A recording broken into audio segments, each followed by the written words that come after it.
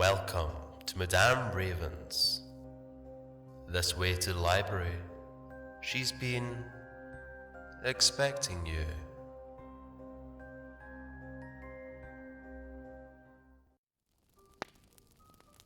A Christmas Carol, Part 2, the first of three spirits. When Scrooge awoke, it was so dark that looking out of his bed he could scarcely distinguish the transparent window from the opaque walls of his chamber. He was endeavoring to pierce the darkness with his ferret eyes when the chimes of a neighboring church struck the 4 quarters. So he listened for the hour. To his great astonishment, the heavy bell went on from 6 to 7, and from 7 to 8, and regularly up to 12, then stopped. 12? It was past 2 when he went to bed. The clock was wrong. An icicle must have gotten into the works. 12. He touched the spring of his repeater to correct the most preposterous clock. Its rapid little pulse beat 12 and stopped. "Why, it isn't possible," said Scrooge, "that I could have slept through a whole day and far into another night. It isn't possible that anything has happened to the sun, and that it's 12 at noon."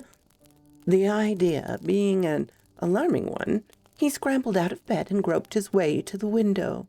He was obliged to rub the frost off with the sleeve of his dressing gown before he could see anything, and could see very little then. All he could make out was that it was still very foggy and extremely cold, and that there was no noise of people running to and fro and making a great stir, as there unquestionably would have been if night had beaten off bright day and taken possession of the world. This was a great relief, because 3 days after sight of this, first of exchange pay to Mr. Ebenezer Scrooge, or his order, and so forth, would have become a mere United States security if there were no days to count by. Scrooge went to bed again and thought, and thought, and thought it over and over and over, and could make nothing of it. The more he thought, the more perplexed he was, and the more he endeavored not to think, the more he thought Marley's ghost bothered him exceedingly.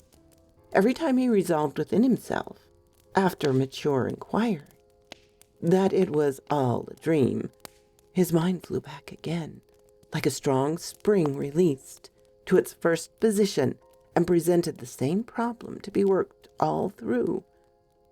Was it a dream or not? Scrooge lay in this state until the chimes had gone 3 quarters more, when he remembered, on a sudden, that the ghost had warned him of a visitation. When the bell tolled 1, he resolved to lie awake until the hour was past, and, considering that he could no more go to sleep than go to heaven, this was perhaps the wisest resolution in his power. The quarter was so long that he was more than once convinced he must have sunk into a doze unconsciously, and missed the clock. At length it broke upon his listening ear.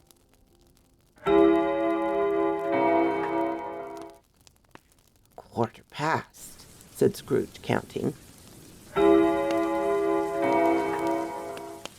"Half past," said Scrooge.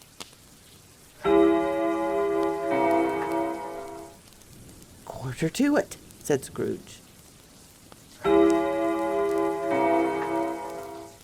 "The hour itself," said Scrooge triumphantly, and nothing else. He spoke before the hour bell sounded, which it did now with a deep, dull, hollow melancholy. 1.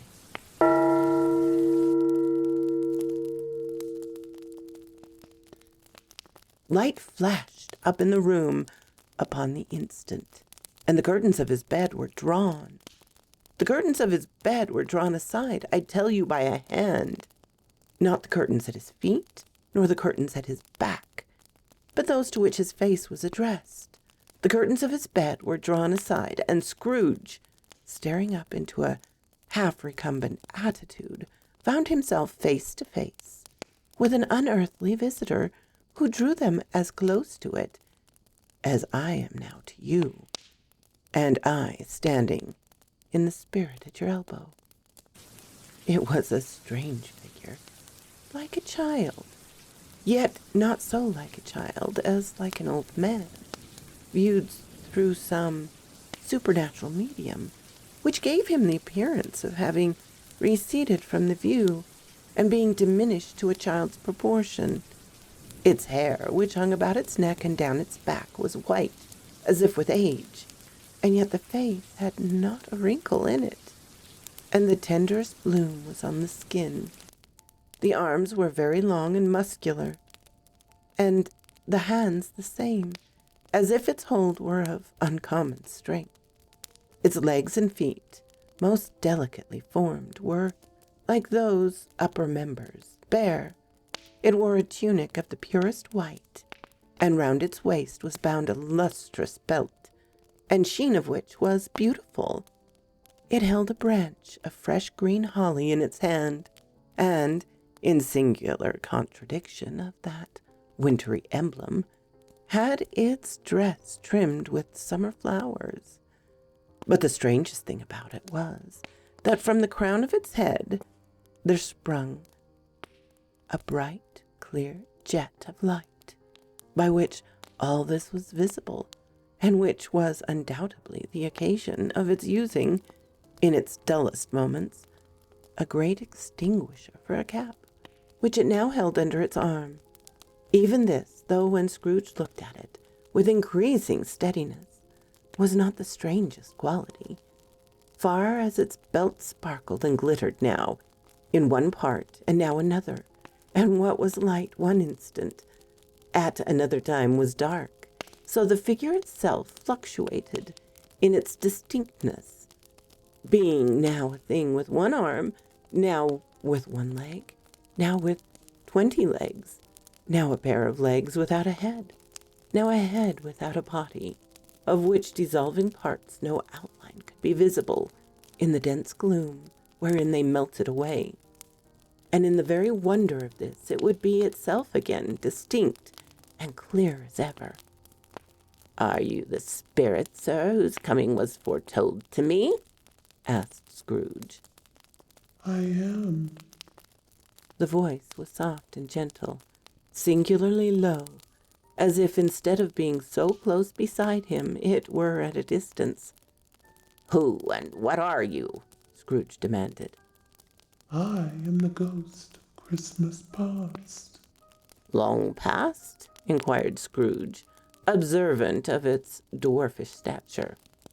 No, your past. Perhaps Scrooge could not have told anybody why, if anybody could have asked him, but he had a special desire to see the spirit in his cap, and begged him to be covered. What? Exclaimed the ghost.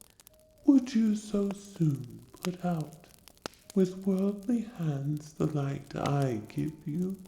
Is it not enough that you are one of those whose passions made this cap, and forced me through whole trains of years to wear it low upon my brow? Scrooge reverently disclaimed all intention to offend, or any knowledge of having willingly bonneted the spirit at any period of his life. He then made bold to inquire what business brought him there. Your welfare, said the ghost. Scrooge expressed himself much obliged, but could not help thinking that a night of unbroken rest would have been more conducive to that end. The spirit must have heard him thinking, for it said immediately, Your reclamation, then. Take heed. It put out its strong hand as it spoke and clasped him gently by the arm. Rise and walk with me. It would have been vain for Scrooge to plead that the weather and the hour were not adopted to pedestrian purposes. The bed was warm, and the thermometer a long way below freezing, that he was clad but lightly in his slippers, dressing gown, and nightcap, and that he had a cold upon him at the time. The grasp, though gentle, as a woman's hand, was not to be resisted.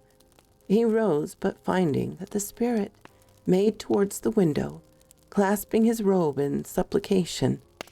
"I am mortal," Scrooge remonstrated, "and liable to fall." "Bear but a touch of my hand there," said the spirit, laying it upon his heart, "and you shall be upheld in more than this." As the words were spoken, they passed through the wall and stood upon an open country road, with fields on either side. The city had entirely vanished.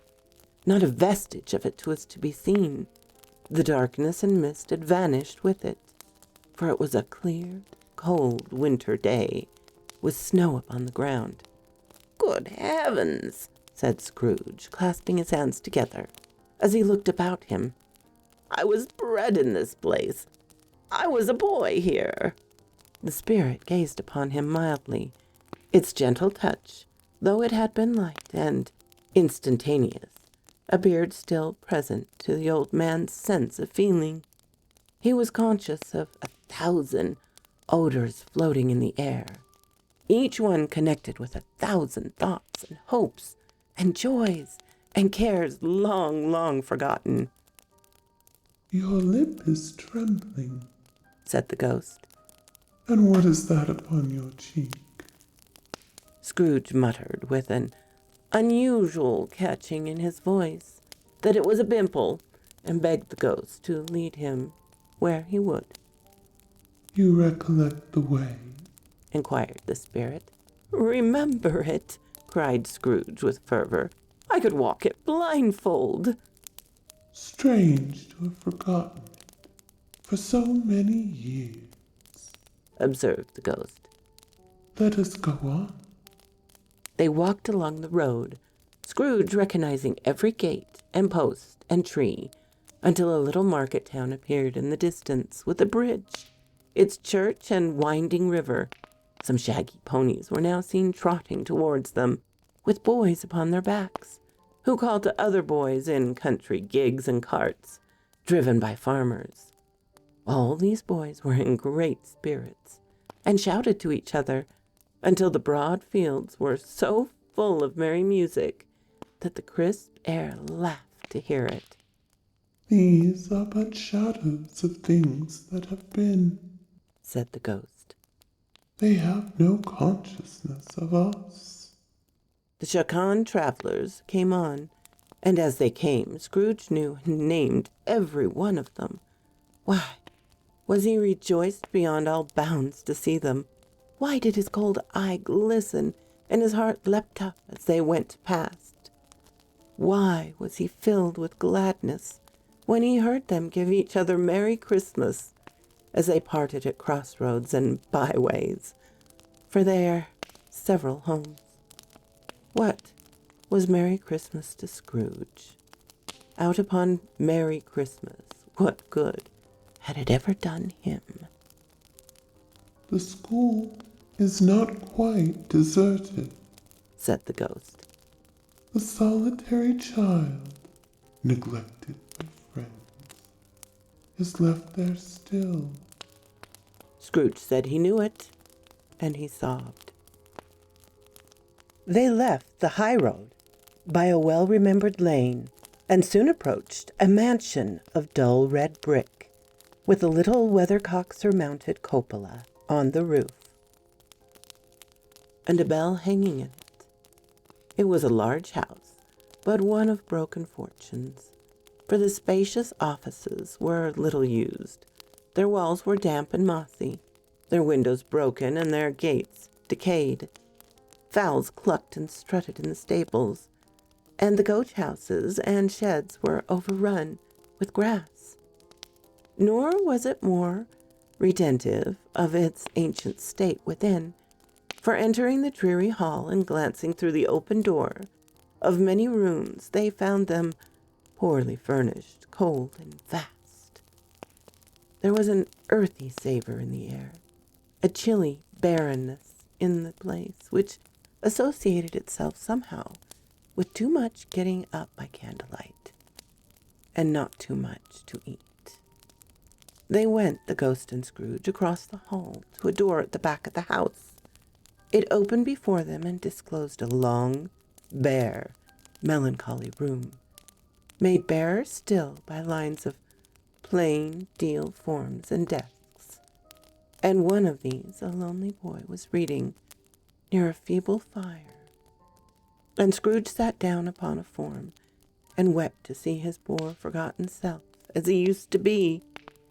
Not a latent echo in the house, not a squeak and scuffle from the mice behind the paneling, not a drip from the half-thawed waterspout in the dull yard behind, not a sigh among the leafless boughs of one despondent poplar, not an idle swinging of an empty storehouse door, no, not a clicking in the fire, but fell upon the heart of Scrooge with a softening influence, and gave a freer passage to his tears.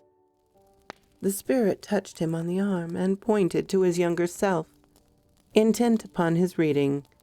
Suddenly a man in foreign garments, wonderfully real and distinct to look at, stood outside the window, with an axe stuck in his belt, and leading by the bridle an ass laden with wood. "Why, it's Ali Baba!" Scrooge exclaimed in ecstasy. "It's dear old honest Ali Baba. Yes, I know. One Christmas time when yonder solitary child was left here all alone, he did come for the first time, just like that poor boy." "And Valentine," said Scrooge, "and his wild brother Orson, there they go. And what's his name? It was pulled down in his drawers asleep at the gate of Damascus. Don't you see him? And the Sultan's grooms turned upside down by the genie. Ah, there he is upon his head. Serves him right, I'm glad of it. What business had he to be married to the princess?" To hear Scrooge expending all the earnestness of his nature on such subjects, in a most extraordinary voice between laughing and crying, and to see his heightened and excited face, would have been a surprise to his business friends in the city. Indeed. "There's the parrot!" cried Scrooge. "Green body and yellow tail. What a thing, like a lettuce growing out of the top of his head. There he is. Poor Robinson Crusoe, he called him, when he came home again after sailing around the island. Oh, poor Robin Crusoe. Where have you been, Robin Crusoe?" The man thought he was dreaming, but he wasn't. It was the parrot. You know, there goes Friday running for his life to the little creek. Oh, halloo, hoopaloo! And then, with a rapid transition, very foreign to his usual character, he said in pity for his former self, "Poor boy," and cried again. "I wish," Scrooge muttered, putting his hand in his pocket and looking about him, often drying his eyes with his cuff. "Oh, but it's too late now." "What's the matter?" asked the spirit. "Nothing," said Scrooge. "Nothing. There was a boy singing a Christmas carol at my door last night. I should like to have given him something. That's all." The ghost smiled thoughtfully and waved its hand, saying as it did so, "Let us see another Christmas." Scrooge's former self grew larger in the words, and the room became a little darker and more dirty. The panels shrunk, and the windows cracked. Fragments of plaster fell out of the ceiling, and the naked lathes were shown instead. But how all this was brought about, Scrooge knew no more than you do. He only knew that it was quite correct that everything had happened so. And there he was, alone again, when all the other boys had gone home for the jolly holidays. He was not reading now, but walking up and down disparagingly. Scrooge looked at the ghost, and with a mournful shaking of his head, glanced anxiously towards the door. It opened, and a little girl much came darting in, and put her arms about his neck, and often kissed him, addressing him as her dear, dear brother. "I've come to bring you home, dear brother," said the child, clapping her tiny hands and bending down to laugh. "To bring you home, home, home." "Home, little Fan," returned the boy. "Yes," said the child, brimful of glee. "Home for good and all. Home for ever and ever. Father is so much kinder than he used to be. That home's like heaven. He spoke so gently to me one dear night when I was going to bed that I was not afraid to ask him once more if you might come home. And he said, yes, you should, and sent me in a coach to bring you. And you're to be a man," said the child, opening her eyes, "and are never to come back here. But first, we're to be together all Christmas long and have the merriest time in all the world." "You are quite a woman, little Fan," exclaimed the boy. She dropped her hands and laughed, and tried to touch his head, but being too little, laughed again and stood on tiptoe to embrace him. Then she began to drag him, in her childish eagerness, towards the door, and he, nothing loath to go, accompanied her. A terrible voice in the hall cried, "Bring down Master Scrooge's boxes there." And in the hall appeared the schoolmaster himself, who glared at Master Scrooge with a ferocious condescension, and threw him into a dreadful state of mind by shaking hands with him, and then conveyed him and his sister into the varied old well of a shivered best parlor that ever was seen, where the maps upon the walls and the celestial and terrestrial globes in the windows were waxy with gold. Here he produced a decanter of curiously light wine and a block of curiously heavy cake, and administered installments of these dainties to the young people, at the same time sending out a meager servant to offer a glass of something to the postboy, who answered that he thanked the gentleman, but if it was all the same, he had tasted before, he had rather not. Master Scrooge's trunk being by this time tied onto the top of the chaise, and the children bade the schoolmaster good-bye, right willingly, and getting into it, drove gaily down the garden sweep, the weak wheels dashing, and the hoar-frost and snow from off the dark leaves of the evergreens like spray. Always a delicate creature, whom a breath might have withered, said the ghost. But she had a large heart. So she had, cried Scrooge. You're right. I'll not gainsay its spirit. God forbid. She died a woman, said the ghost. And had, as I think, children? One child, Scrooge returned. True, said the ghost. Your nephew. Scrooge seemed uneasy in his mind and answered briefly, yes. Though they had but that moment left the school behind them, they were now in the busy thoroughfares of a city, where shadowy passengers passed and repassed, where shadowy carts and coaches battled for the way, and all the strife and tumult of a real city were. It was made plain enough by the dressing of the shops that here too it was Christmas time again. But it was evening and the streets were lighted up. The ghost stopped at a certain warehouse door and asked Scrooge if he knew it. Know it, said Scrooge. Ha! Was I apprenticed here? They went in, at the sight of an old gentleman in a Welsh wig sitting behind such a high desk, as if he had been 2 inches taller. He must have knocked his head against the ceiling. Scrooge cried in great excitement. Why, it's old Fezziwig, bless his heart. It's Fezziwig, alive again. Old Fezziwig laid down his pen and looked up at the clock, which pointed to the hour of 7. He rubbed his hands, adjusted his capacious waistcoat, laughed all over himself, from his shows to his organ of benevolence, and called out in a comfortable, oily, rich, fat, jovial voice, Yo-ho there! Ebenezer! Dick! Scrooge's former self, now grown a young man, came briskly in, accompanied by his fellow prentice. "Dick Wilkins, to be sure," said Scrooge to the ghost. "Bless me, yes, there he is. He was very much attached to me, was Dick. Poor Dick, dear, dear." "Yo-ho, my boys," said Fezziwig. "No more work tonight. Christmas Eve, Dick. Christmas, Ebenezer. Let's have the shutters up," cried old Fezziwig, with a sharp clap of his hands, "before a man can say Jack Robinson." You wouldn't believe how these two fellows went at it.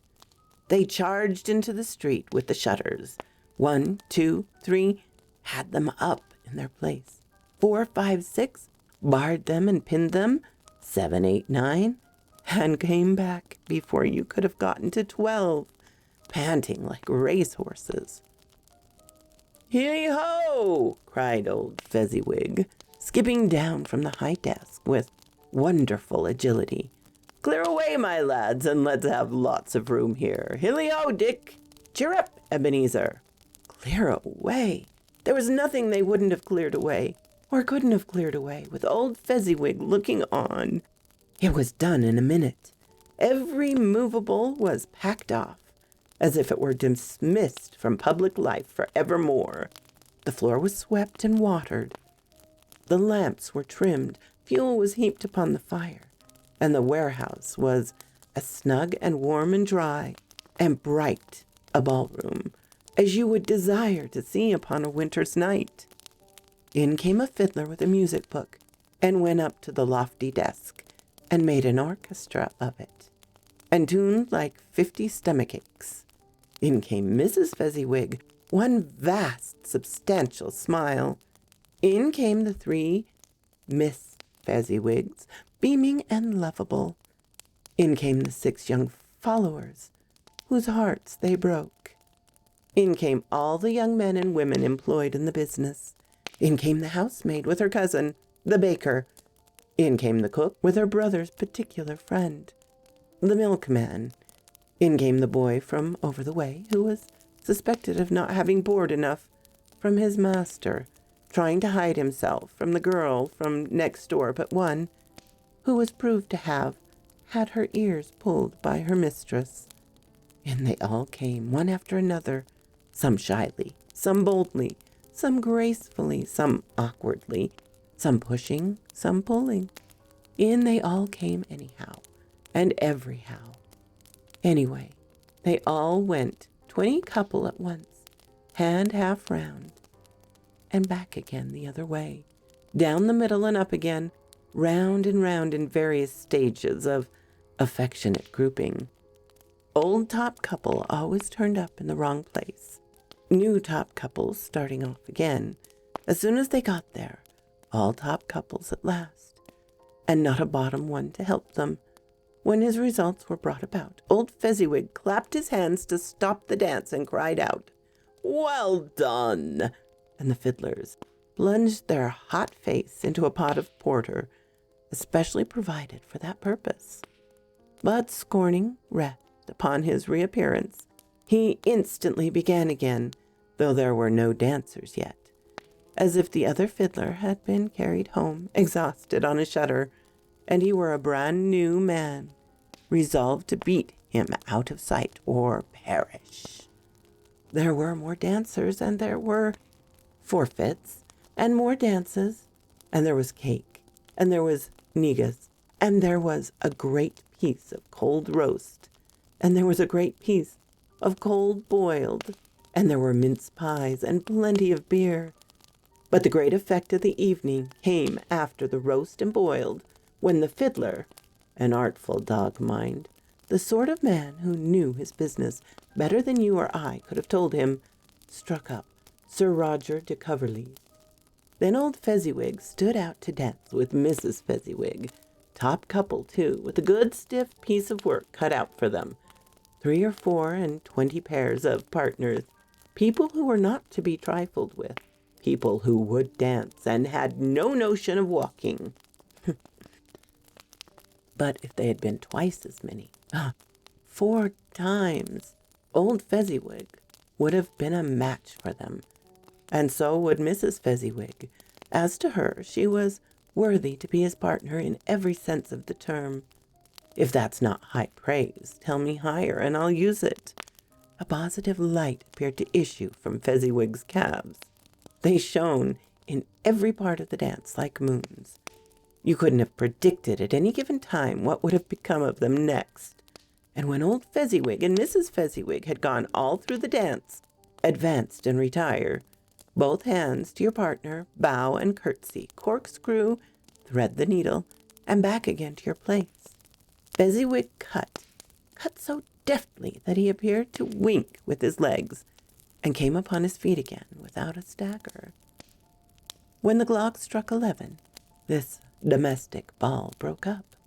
Mr. and Mrs. Fezziwig took their stations, one on either side of the door, and shaking hands with every person individually as he or she went out, wished him or her a Merry Christmas. When everyone had retired but 2 prentices, they did the same to them, and thus the cheerful voices died away, and the lads were left to their beds, which were under a counter in the back shop.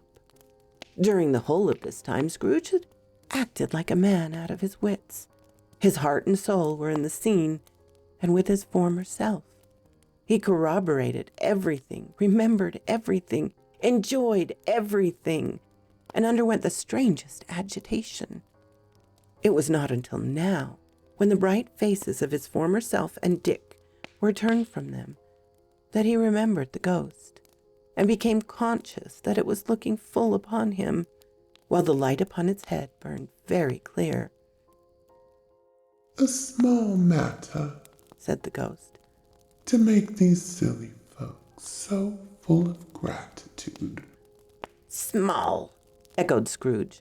The spirit signed to him to listen to the 2 apprentices, who were pouring out their hearts in praise of Fezziwig, and when he had done so, said, Why, is it not?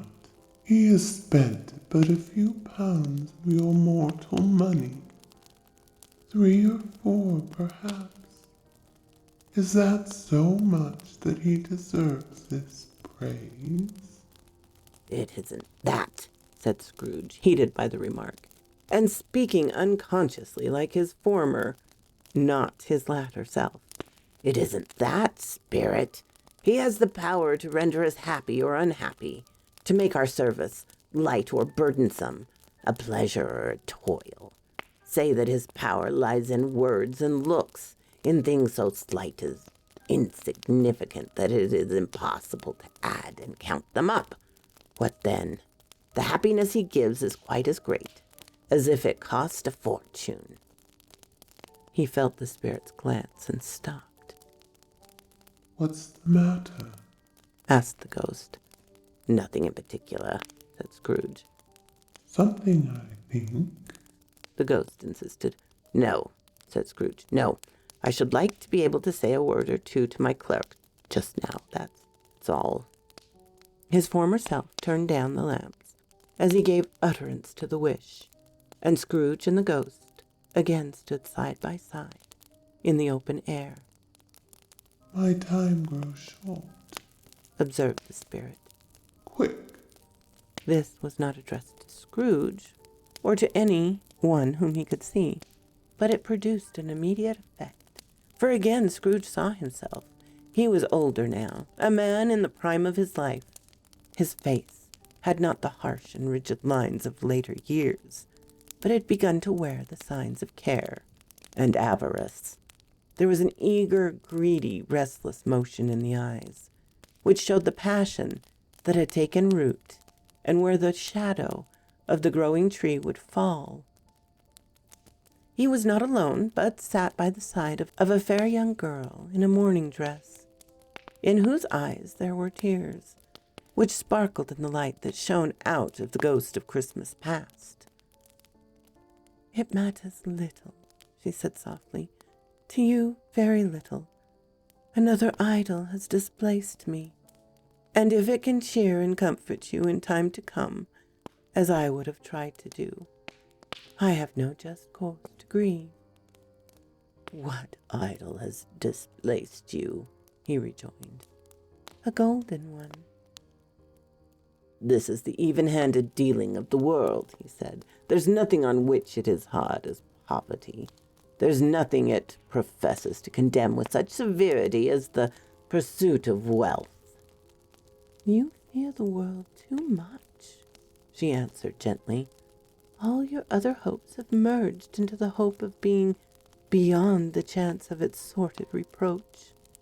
I've seen your nobler aspirations fall off one by one until the master passion, gain, engrosses you. Have I not? What then? He retorted. Even if I have grown so much wiser, what then? I'm not changed towards you. She shook her head. Am I? Our contract is an old one. It was made when we were both poor and content to be so, until in good season we could improve our worldly fortune by our patient industry. You changed. When it was made, you were another man. I was a boy, he said impatiently. Your own feelings tell you that you were not what you are, she returned. I am. That which promised happiness when we were one heart is fraught with misery now that we are two. How often and how keenly have I thought of this? I will not say. It is enough that I have thought of it and can release you. Have I ever sought release? In words, no, never. In what then? In a changed nature, in an altered spirit, in another atmosphere of life, another hope as its great end. In everything made my love of any worth or value in your sight. If this had never been between us, said the girl, looking mildly but with steadiness upon him, tell me, would you seek me out and try to win me now? No. He seemed to yield to the justice of this supposition, in spite of himself, but said with a struggle, You think not? I would gladly think otherwise if I could, she answered. Heaven knows, when I have learned a truth like this, I know how strong and irresistible it must be. But if you were free today, tomorrow, yesterday, can even I believe that you would choose a dowerless girl? You, who in your very confidence with her, weigh everything by gain or choosing her? If for a moment you were false enough to your one guiding principle to do so, I do not know that your repentance and regret would surely follow. I do, and I release you with a full heart for the love of him you once were. He was about to speak, but with her head turned from him, she resumed, You may. The memory of what has passed half makes me hope you will have pain in this. A very, very brief time, and you will dismiss the recollection of it gladly, as an unprofitable dream from which it happened well that you awoke. May you be happy in the life you have chosen. She left him, and they parted. Spirit, said Scrooge, show me no more. Conduct me home. Why do you delight to torture me? One shadow more, exclaimed the ghost. No more, cried Scrooge. No more. I do not wish to see it. Show me no more. But the relentless ghost pinioned him in both his arms and forced him to observe what happened next. They were in another scene and place. A room, not very large or handsome, but full of comfort. Near the winter fire sat a beautiful young girl, so like that last that Scrooge believed it was the same, until he saw her, now a comely matron, sitting opposite her daughter. The noise in this room was perfectly tumultuous, for there were more children there than Scrooge, in his agitated state of mind, could count. And unlike the celebrated herd in the poem, they were not 40 children conducting themselves like one, but every child was conducting itself like 40. The consequences were uproarious beyond belief, but no one seemed to care.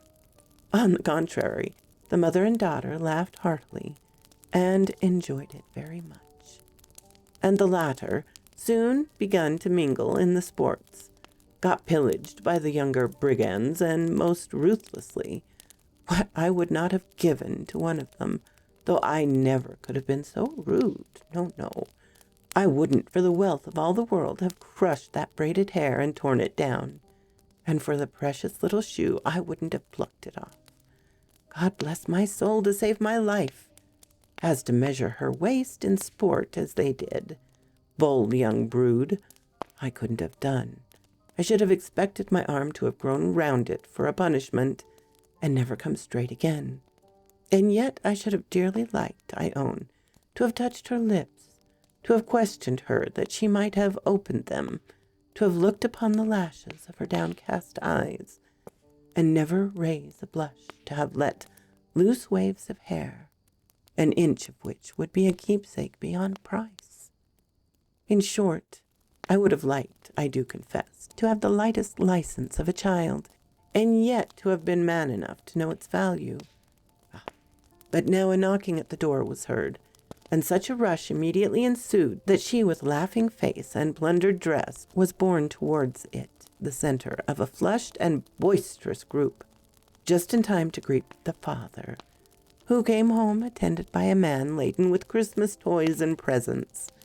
Then the shouting and the struggling and the onslaught that was made on the defenseless porter, the scaling him with chairs for ladders to drive into his pockets, despoil him of brown paper parcels.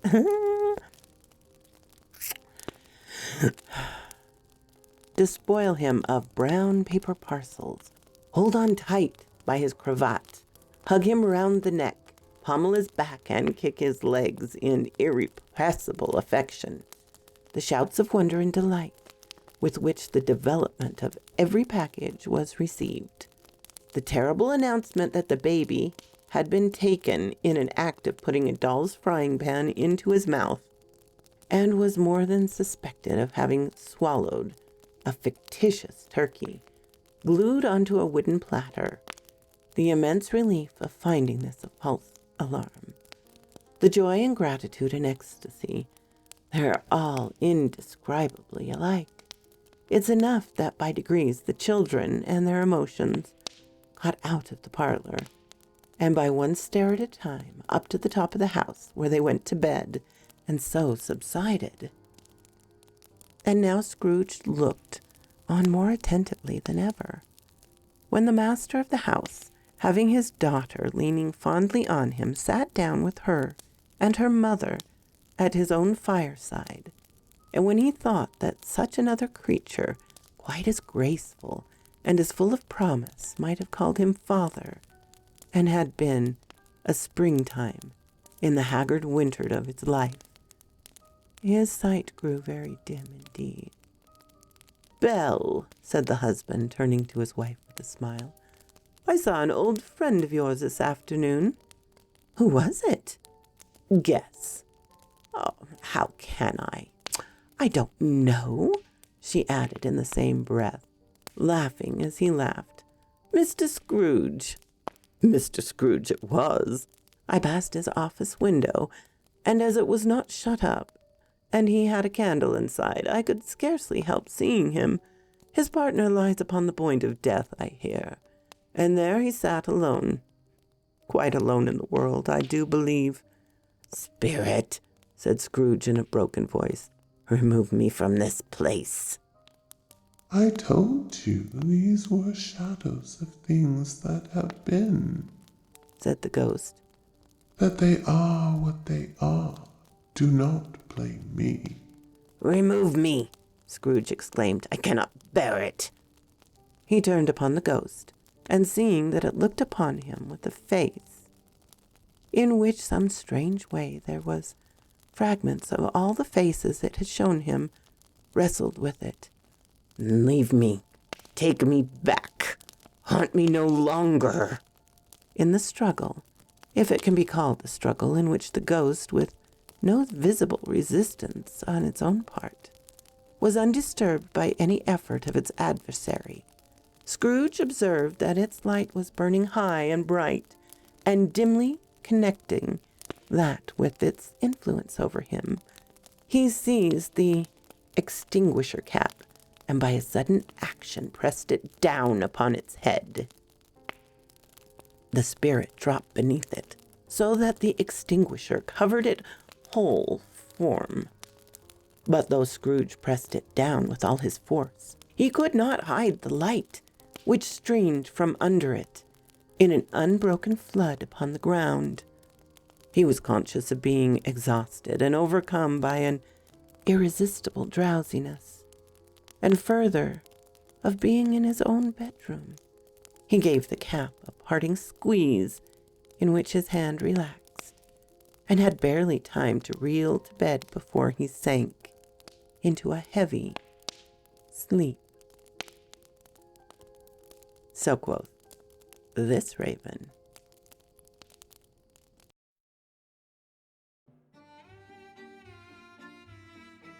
Thank you so kindly for stopping by my chateau, my darlings. It does mean so much to me. Please, if you have not subscribed, as many of you have not, please do so. Give me a like so I know what you would like to hear. And comment. I always love to read your comments. And special thanks to my Patreon and membership supporters. Ciao, darlings.